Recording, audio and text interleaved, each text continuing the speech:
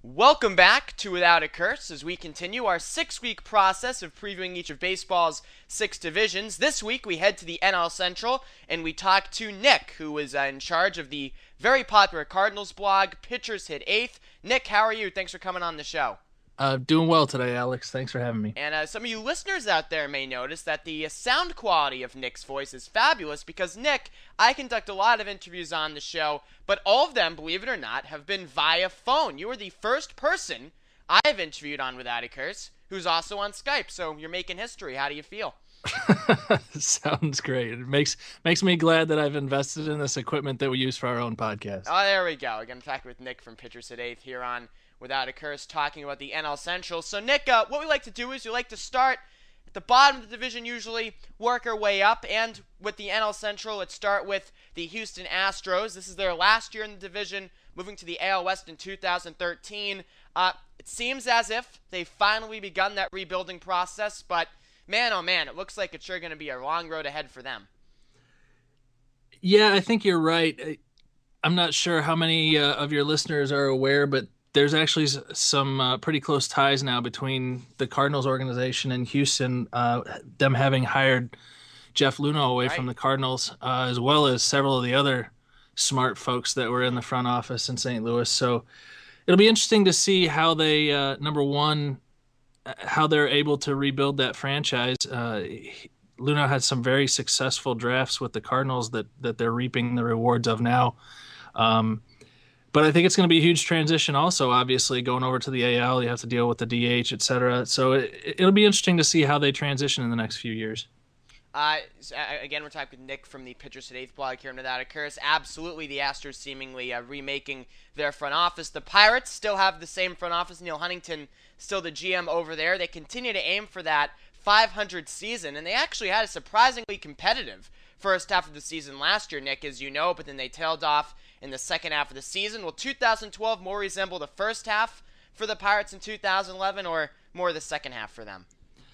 For their sake and for their long-suffering fans' sake, I hope more the first half. I'm a hopeless romantic when it comes to underdogs, so I would love to see the Pirates do well. Not well enough to beat the Cardinals, but I'd like to see them do well for once. Absolutely. Do you think, though, the pitching was big for them in the first half of the season, then it kind of tailed off in the second half? I mean, it was kind of amazing to me looking at the names in that roster that the pitching was as good as it was for the first half of the season. It just doesn't seem to. I mean, Jeff Karstens, Nick, is who they're parading around as their opening day starter. Right.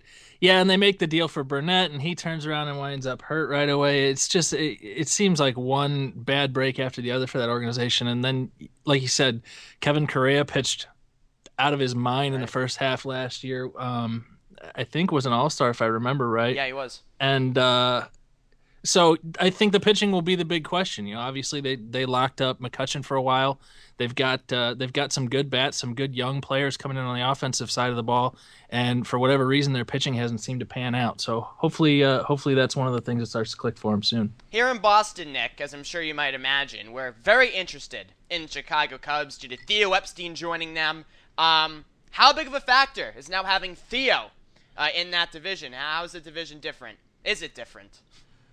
For the first 2 or 3 seasons, I don't think it will be different at all, because it seems that he's taking a similar approach that he did when he got to Boston. He's jettisoning all of the players that he and his group don't necessarily want around anymore, getting rid of some of the bad contracts, trying to rebuild, I think, strengthen their farm system, because really the Cubs are another organization where you'd think that after a few poor years they might have a strong base in the farm system, and they really, there's not much there either. So I think for the first few seasons it won't have any impact in the standings and on the big league field, but after that I think it makes a huge impact in terms of the division. I agree, Nick, and I actually agree with you as well about the offseason, because it seems like from a personnel standpoint, it was really more about addition by subtraction for the Cubs. Yeah, they still have Alfonso Soriano's deal on the table, but, you know, Carlos Zambrano is gone, Kosuke Fukudome is gone, Aramis Ramirez left via free agency, so it seems like they're starting to weed out a lot of those guys over there, and it did seem like this offseason was more addition by subtraction for them. Right, and that's what's always been the scary thing about the Cubs is that they've never been afraid to spend the money, particularly now that the Tribune Company is no Right. longer in control. I think the Ricketts are willing to spend the money, but they're just not willing to spend it unwisely anymore, and that's where Theo comes in. And I think that's the scary part about the Cubs is that if they start spending all the money that they have available to them wisely, uh, they could become a strong force for many years in the Central. The Brewers have been a force in the Central for the past couple of seasons. They will have Ryan Braun for the entire year this year. As we know, appeal was upheld. But of course, they lost Prince Fielder this winter, signed with the Tigers after making the postseason last year, Nick. And as I mentioned, really since 2008, I think being a very consistently competitive team. Will the Brewers now slide back to the pack now that they're out Prince Fielder? I don't think so. I think that Doug Melvin's made a bunch of moves to improve their pitching, obviously including Zach Greinke, and I think that I think the hope in Milwaukee anyway is that some improved pitching will offset the impact that Prince Fielder's bat had. But I particularly after the last few years, I would never be one to count the Brewers out right now. Just talk about, I mean, you're in the division, Nick, so obviously you're more in tune with the Brewers than I am. But, it seems like since 2008, since they made the playoffs then, 2 out of the past 3 seasons, they've averaged, I believe, over 3 million fans. Their payroll has skyrocketed as well. They did let Prince Fielder go, but they signed Ryan Braun to that extension last year. So it does seem like the Brewers, though, I mean, obviously it's Milwaukee. There are limitations on the market. It seems like they've really built themselves up over the past handful of years or so. They have, and again, it's another team that they've got an owner in there now, Mark Attanasio, Right. that I think is really committed to baseball, really committed to the Brewers in Milwaukee. And frankly, Milwaukee's a great baseball town. Mm-hmm. I've been to a handful of games there at Miller Park, and the tailgating beforehand, and it's really just it's a great experience to go to a game there. And I think that was a situation where clearly after years and years and years of having a down team, that had kind of faded, like we see in Pittsburgh. I think Pittsburgh, again, they proved last year early on in the season the fans were coming to the park in droves, and unfortunately I haven't been able to get to PNC yet. That's also a beautiful ballpark, and I think they could really draw strong there. It's just going to take making that first breakthrough. So it doesn't surprise me that Milwaukee draws as well as they do. We're talking with Nick from the Cardinals blog, Pitchers Hit Eighth, here on Without a Curse, helping us break down the NL Central. Nick, the Reds intrigue me. They swapped Edison Volquez for Matt Latos this winter. Still have young guys, Mike Leake, Homer Bailey, if he can put it together in the rotation. Still have Jay Bruce and Joey Votto locked down. They did miss out in the playoffs last year. Are they set to return to the postseason this year, though, Nick? What's your read on the Reds? The Reds to me seem very into an all-in mode, into a mode that they're trying to win now at all costs, and I think it's partly because of the writing on the wall with Joey Votto. We saw the big deals that Pujols and Fielder got this year. The prevailing belief is that it's going to be hard for Cincinnati to keep Votto once his next deal is up, which is, I believe, the end of 2013.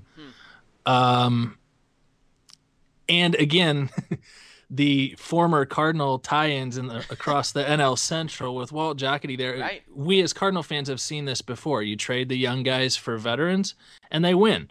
So the Latos deal, they're moving Aroldis Chapman to the rotation this year. They signed Ryan Madsen on a sweetheart deal.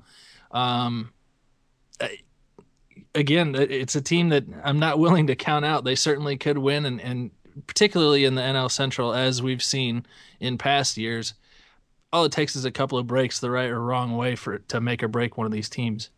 Yeah, Cincinnati, another good baseball town. And on that point, Nick, I know this isn't about a specific team in the division, but you mentioned, in a division like the NL Central, get a couple of breaks every which way. Where 88, 89 wins could win you the division, as the Cardinals have learned. Do you think that in any way affects how a front office enters a year? Or do you think that I guess the question is, do you think being in a division like the NL Central, where look, 87, 88 wins gets you in the conversation, opposed to the AL East, where, you have to win 95 plus usually to win it. Do you think that at all affects how some of these front offices handle their big league rosters? I don't. I mean, I guess I could see it to an effect. I don't think any big league general manager would admit it to you. Right. And I don't think any of them are going into an offseason saying, well, we can skimp here because we get to play Houston 18 times this year, whatever the case may be. Obviously, the teams make trade-offs based on what's available to them internally. The Cardinals obviously have done that with Skip Schumacher playing second base. They very clearly traded the defense because they thought that they needed his on-base percentage in the lineup.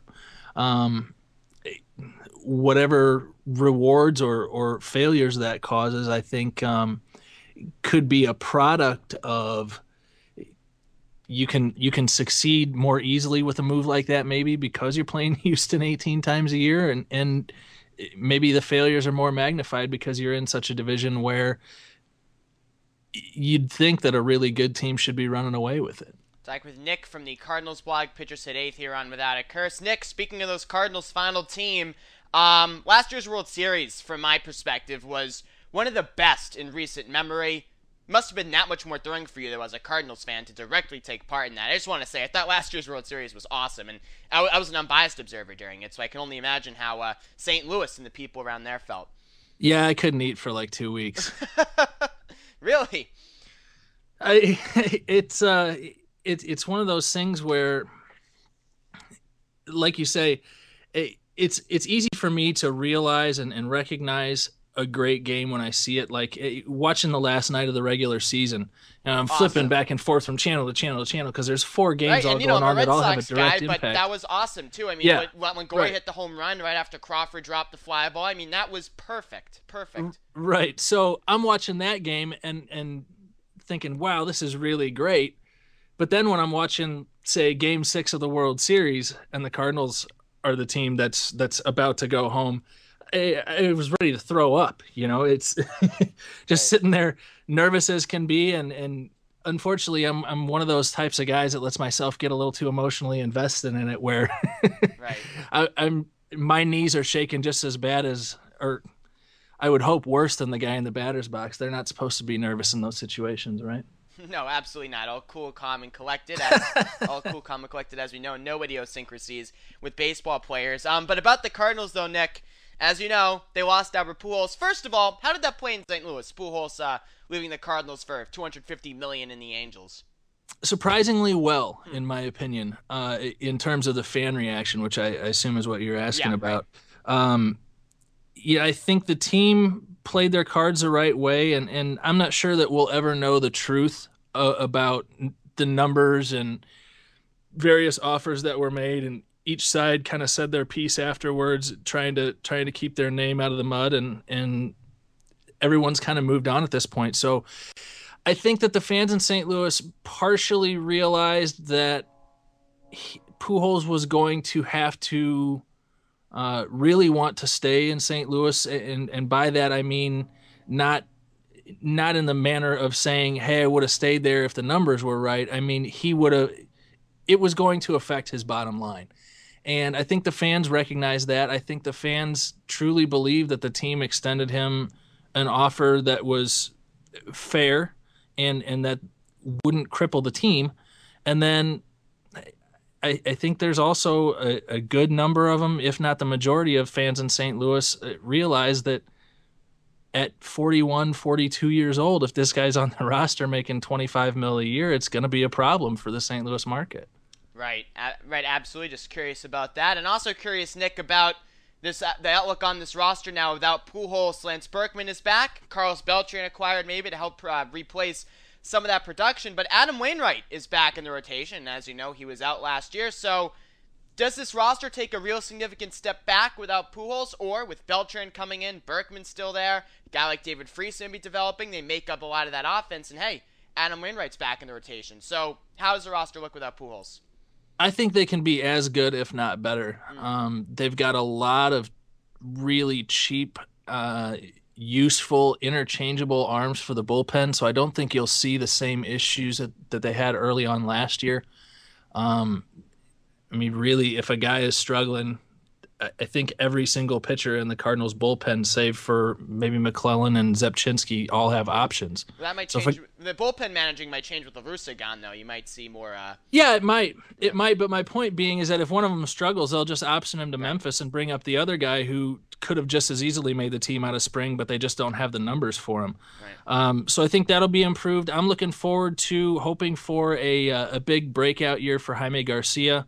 Hopefully, knock on wood, Chris Carpenter can get healthy, and then obviously Wainwright has looked pretty solid coming back from the Tommy John surgery. So I think they can be as good, if not better. A lot of it, obviously, is going to be dependent upon health, as with any team, but particularly with the Cardinals, with an aging Berkman and an aging Beltran. But I'm looking forward to it. I'm really looking forward to it. And I'm also leave it to the Cardinals to find any reason to have a chip on their shoulders. The stories that I've read out of spring are that some of them have kind of taken the attitude that folks are counting them out now because Pujols is gone. There we go. That's some Bill Belichick material right there. Sure. Any way that you can to find motivation. Absolutely. Yeah. Nick covers the Cardinals, the very popular Cardinals blog, Pitchers Hit Eighth. You can find him on Twitter. You can find him online as well against the Cardinals blog, Pitchers Hit Eighth. Nick, it was fun. Thanks for coming on the program. We'll do it again soon. Sure thing, Alex. Thanks for having me. Do it again soon.